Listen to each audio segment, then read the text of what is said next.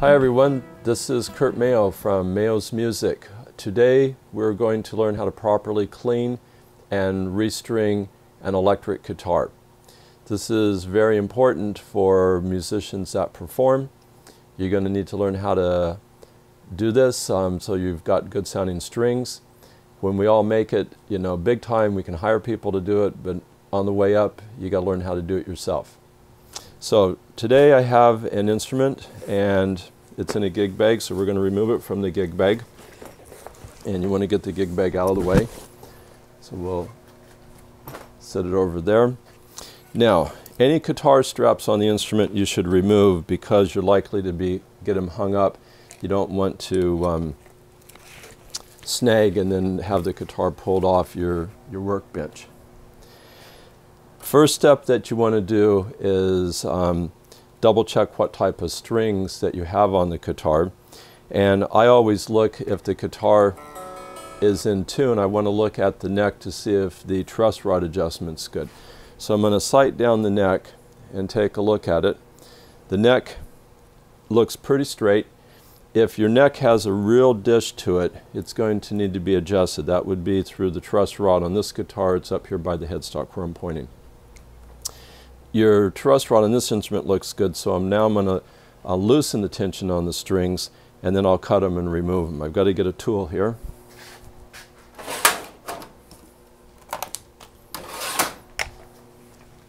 It's called a peg winder, and you can stick this on the end of the tuning key and then you can fast wind. It works real smooth. So we just want to loosen the strings before we cut them. If you cut them with full tension, it puts a lot of release of the tension on the instrument, and that can kind of traumatize the instrument sometimes. When it's all under tension, you cut it like that. So I loosen them up, then I can remove the strings. Old strings are not worth saving. So we're going to cut them off.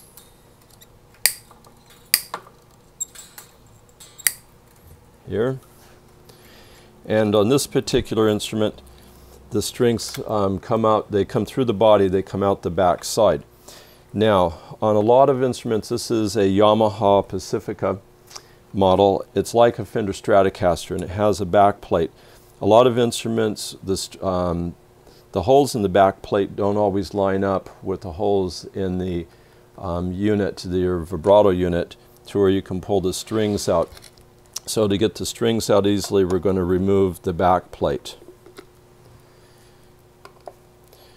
When you are using screwdrivers, you want to make sure that you have a quality screwdriver with a good head. The head is here. If you have an old screwdriver that's all bent up, it'll slip out of the screws, and you can always tell screws that have been messed up, the heads are all mangled. So we're getting this back plate off. Now you can see this piece right here, the part of the vibrato, and as I push the strings through from the top, they will start coming out through the back. And you can get all the strings out. Okay, now I take the strings and just kind of wind them up. Not saving these, I'll toss them out. Okay, we've got to remove the strings off the tuning keys up by the headstock.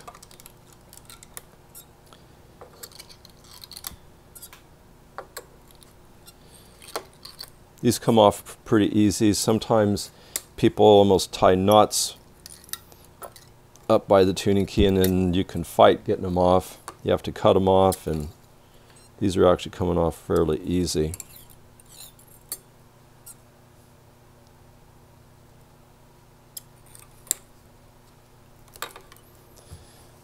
Okay. All right, now, before I clean this instrument, it is always recommended to go and torque down different screws and mounting hardware to make sure that the instrument is in proper adjustment and you have things not loose on the instrument. A lot of instruments are not put together with proper torquing, and screws can get loose. People mess around with them. Strap buttons come loose because the strap's always tying on it. So when I do a clean and restring on an electric, I always go through and tighten things down. So let's just see what might be loose on this. I'll tell you when they're loose or not. Okay, this screw's loose. Do not use just the screw pressure only to tighten. Press on the pick guard and come down just to where it's snug. That screw's good.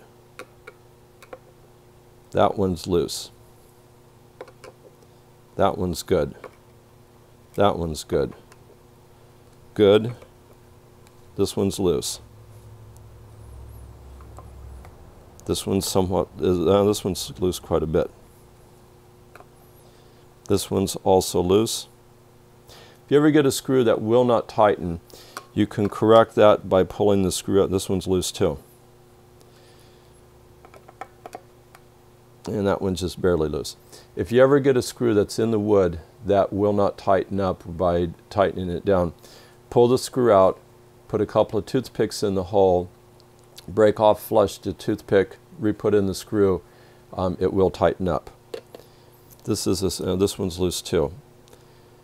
Makes me think this guitar might have been worked on at some point. Someone maybe had it. The screws that are at the heights of the pickups, these are on the side of the pickup, these are pickup adjustment screws. You don't tighten these because these are an adjustment. They allow the pickup to go up or down. I'm going to check strap buttons. I can tell this rear one's loose. It's all rattly right here. Very common for that one to get loose. So you want that tight. That one's tight. That one's also tight. And this is called a string tree. That one's tight. On the back, tuning keys. If your tuning key is loose, it's going to, these are the mounting hardware screws. You're going to have a problem with the guitar staying in tune, and the key will start to be pulled away from the headstock. So these are important. Be very careful not to slip out of the screw because it will mangle the screw head. And again, use a really good screwdriver. Oh, this one's loose.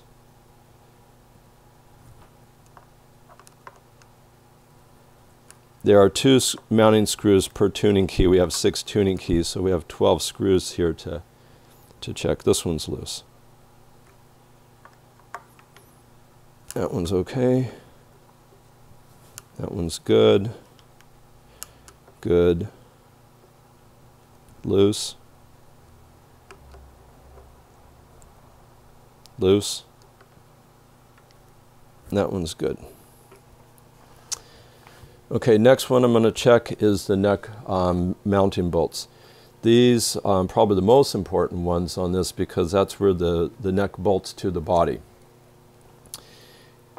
And you want to do this kind of in a cross pattern. So you're going to go one side to the diagonal to this and that, and just kind of back and forth. This requires a little bigger screwdriver. This one's loose.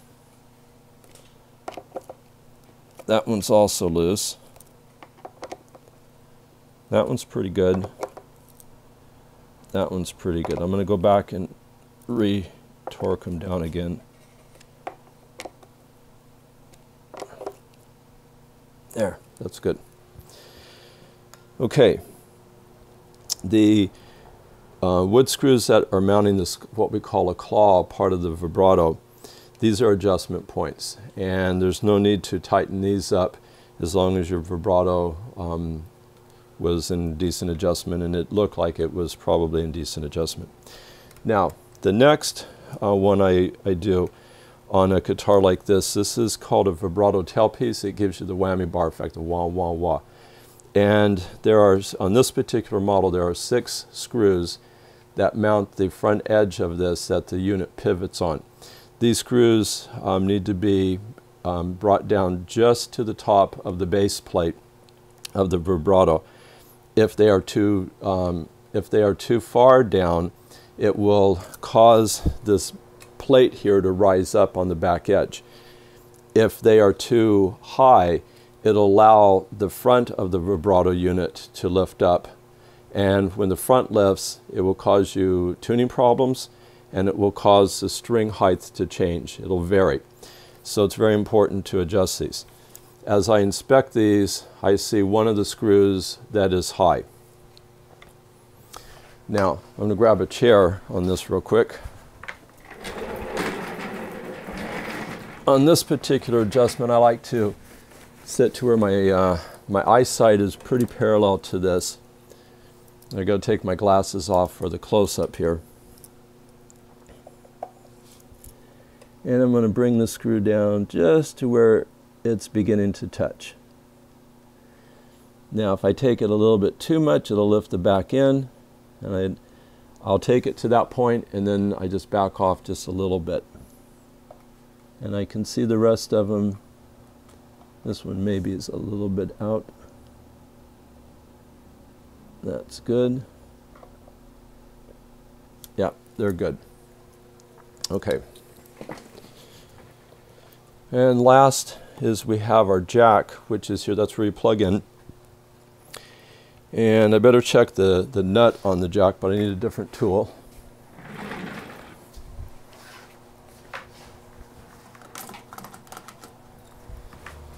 Got my tool benches on the side over here. This is a nut driver. It's like on a screwdriver, but it drives a nut.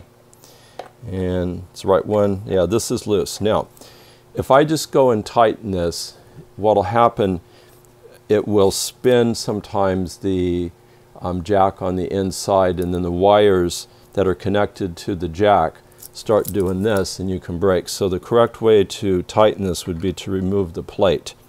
You got two screws here I'm going to remove.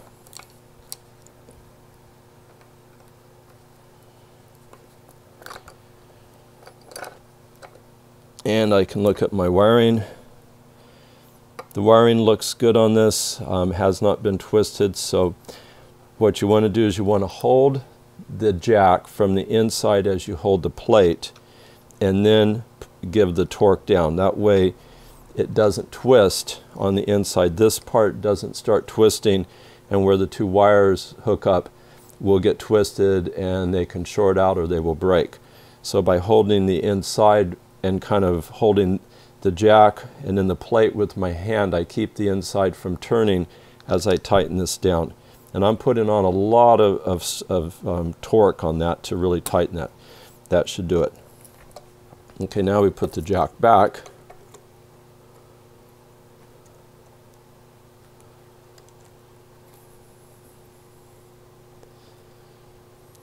All of what I'm doing is what I would consider to be a proper clean and restring for an instrument.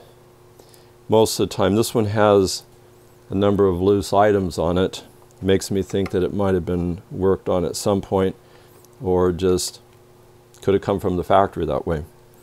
Okay, so that's tightened up. So I've gone through the pick guard plate, the mounting hardware for the switches, the vibrato, the strap buttons, tuning keys, and the neck. After the strings are on, I'll put back the back plate. The height adjustments on the bridge here, I'll look at that once I get the strings back on. There are some small Allen screws right here that will adjust the height. The back screws on the saddles of the bridge, these are intonation adjusting screws. You do not torque those down. They are set at a certain point, and that would be something after the guitar is restrung if a customer wanted it to be fine-tuned for intonation. We're not going to go into that at this point. Okay, now we're ready to clean the instrument. The messiest part is to clean the fretboard. So we're going to start with that, and grab some paper towels here.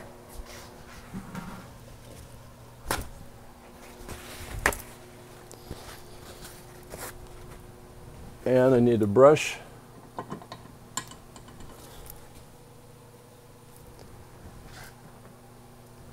Okay, This is called Scotch Brite. It's like synthetic steel wool, like a nylon material. Small little scrub brush. Get these at hardware stores, and some of these were good for cleaning vegetables and stuff like that. They work perfect on this. Now, I use different cleaning products on the instruments depending on what the finish on the instrument is. This is a Yamaha. It is an import instrument. Yamahas are either made in Japan, Taiwan, some are Indonesia. Most of the import instruments use a polyurethane finish. That's like what they put on race cars, planes. That finish is pretty much impervious to just about most chemicals, and you can put all sorts of solvents on it. Lacquer thinner that would destroy a Martin lacquer finish guitar or an old Gibson. It just cleans this finish. So on this one, what I'm going to be using is Household 409. It works real good to clean the dirt on it. Fretboard can be a little dirty, so I'm going to take some paper towels and lay it right below the strings. The 409, just spread it out on the fretboard.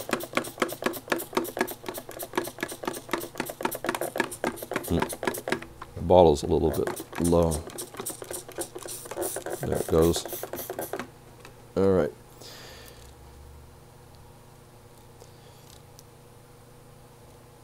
I am a little bit more of the school of thought that says use a little bit more cleaner as opposed to minimizing on the cleaner and then scrubbing a lot.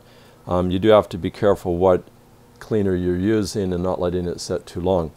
I'm going to take the small scrub brush here, and we're going to agitate the fretboard. We're going to scrub it. And this cleaner, which started out clear, is turning pretty brown and yucky. You need to be careful when you're doing this.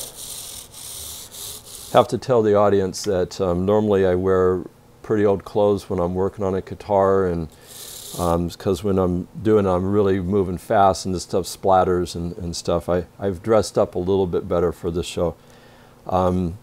So we are agitating this, and then we'll take a paper towel and we'll wipe this off. First cleaning the dirt that came off of that. If you go and put new strings on a dirty fretboard, as your hands play, they will sweat. That dirt and the oil on the fretboard will transfer right into the new strings, and your new strings will not last as long. So you want to clean the fretboard good. I'm going to clean this a couple of times.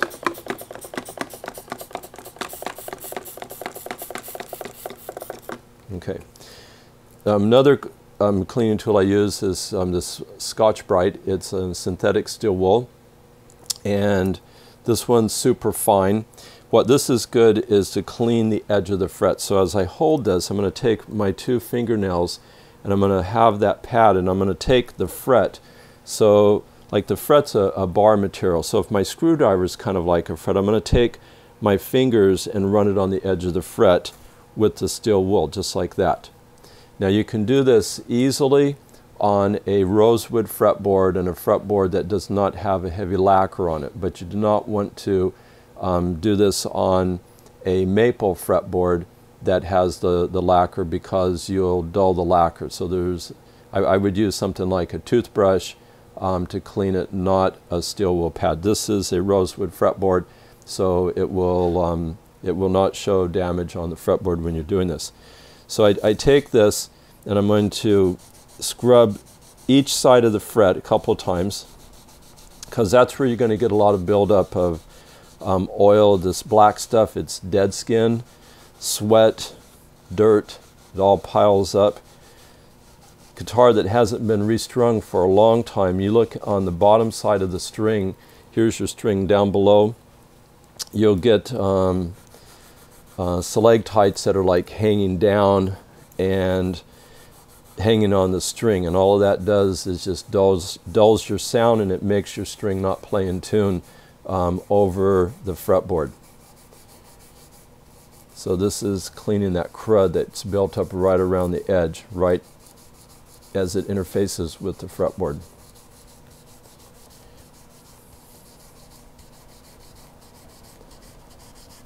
Okay, so I got that. You can see some additional dirt even on my little pad here. There. Okay, I'm going to wipe this off. Okay, we're going to go through this cleaning one more time. Maybe twice, depends on what comes off. Now we're going to just use the paper towel to clean it. It's coming out pretty clean now. I'll take the paper towel with my fingernails on each side of the fret.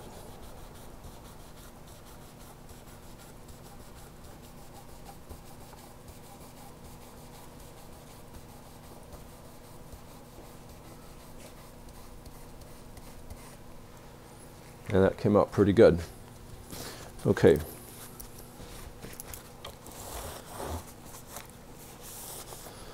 One more time through and that fretboard should be pretty good.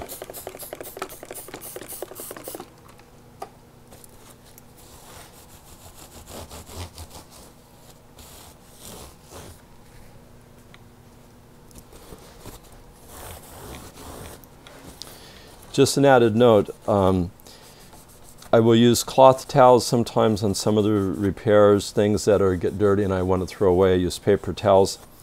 And the paper towels that I find that work the best is a really high-grade paper towel, something like the Vivas that are the expensive ones. They hold up. Cheap paper towels, they just completely fall apart. And cheap paper towels are they'll scratch the finish. The better paper towels are soft. They won't scratch your finish. So that's worth it to invest in the proper tools. Okay, so the fretboard's clean, and that's the part that gets the most dirt. Now we're going to go through and just clean the guitar. I always like to start with the back of the guitar. Spray a little bit on the body. I'll spray some on my rag.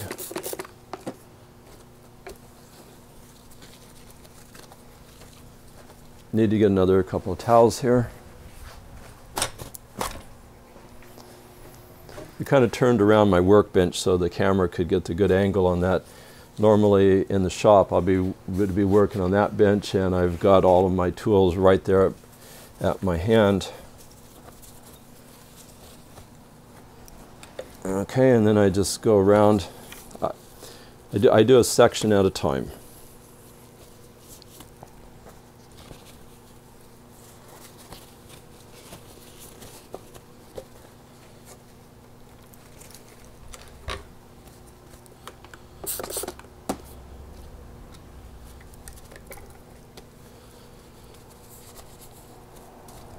Some guitars are a lot more grimy. They require more intense cleaning. This one is not in bad shape on the body. It's got a maple neck. You can use the same cleaner. The whole guitar has the polyurethane finish.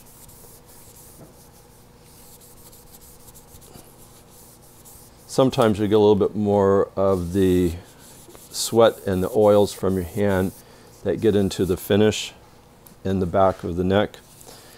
You do not want to spray tuning keys. You can wipe it with a damp rag, but you just don't want to spray it because that liquid will get into the cracks and crevices where you don't want it to be, and it will cause rusting and corrosion. Then I can take the paper towel or a rag, and I can come along and kind of buff each little surface area of these tuning keys, and I'll come up around the button like you see me doing right here, and I can get in and get all of this.